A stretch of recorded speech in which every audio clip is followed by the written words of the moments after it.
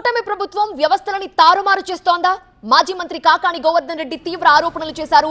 వ్యభిచార కేసులో పట్టుబడ్డ కొవ్వూరు టీడీపీ నేత రాధాకృష్ణ నాయుడిని పథకం ప్రకారం ఆ కేసులో నుంచి పోలీసులు తప్పించారని అన్నారు.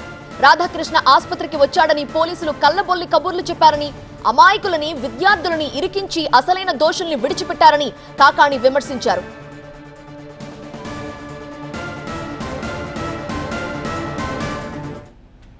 ఒక వ్యక్తిని మీరు తీసుకువెళితే ఆ వ్యక్తి తాను తప్పు చేయకపోతే పోలీస్ స్టేషన్లో ఎవడైనా సరే, అనామకుడైనా సరే, అనాథైనా సరే, ఆ విధంగా మీ ముందు చేతులు కాళ్ళు ముడుచుకొని తల చూసుకొని తల ఎత్తకుండా తప్పు చేశాడు కాబట్టి మాస్క్ కట్టుకొని కూర్చుంటే ఆ వ్యక్తిని రక్షించడానికి మీరు మాట్లాడకుండా ఉన్నా బాగుండేది, వదిలేసినా బాగుండేది.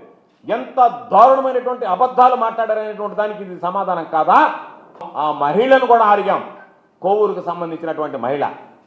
ఈరోజు మీరు అటువంటి మహిళను తీసుకొచ్చి పాపం అక్కడ ఇబ్బందులు పెడితే నేను అనుకున్నా ఒకవేళ ఇటువంటి కొవ్వు పట్టినటువంటి వాడిని వదిలేసాం, దాంతోపాటు ఆమె ఏదన్నా కూరగాయలకు వచ్చింది కాబట్టి ఆమెను కూడా వదిలేసామని చెప్తే బాగుండేది. కానీ మీరు అమాయకులని విద్యార్థులని ఇరికించి మీ పబ్లిసిటీ కోసం వీళ్ళందరినీ తీసుకొచ్చి కూర్చోబెట్టి ఆహా బ్రహ్మాండంగా చేసింది డిఎస్పీ గారు అనిపించుకోవాలనేటువంటి తాపత్రయంతో అసలైనటువంటి దోషులను వదిలిపెడతారా?